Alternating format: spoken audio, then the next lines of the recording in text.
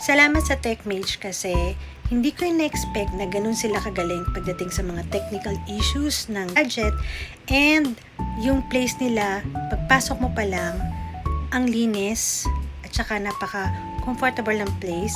May couch doon, and pinakita naman nila sa amin kung paano nila pinalitan, and ang galing. Basta okay na okay kung kayo may plano kayong magpagawa ng gadgets nyo, Facebook page nila, try nyo na kumontak sa kanila.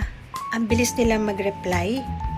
Meron silang laptop, mga phone like yung iPhone, yung mga Insta360 camera, mga ganyan. Kayang-kaya nilang i-assemble yun.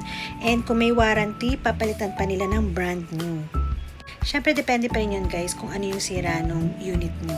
Basta, ang masasabi ko lang sa TechMage, napakagaling nila. Dito lang sila, yung address nila is dito sa may Highway Hills. Search nyo lang TechMage Mandaluyong.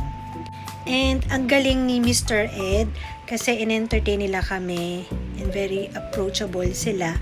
Kasama yung isa, nakalimutan ko na yung name ng girl at saka nung isa pang guy doon. Sobrang approachable talaga nila. Hindi ka matatakot magtanong, or di ba may iba masusungit sila, nakasmile na sila kaagad pagpasok mo pa lang ng opisina nila. Kaya kung ako sa inyo guys, try TechMage.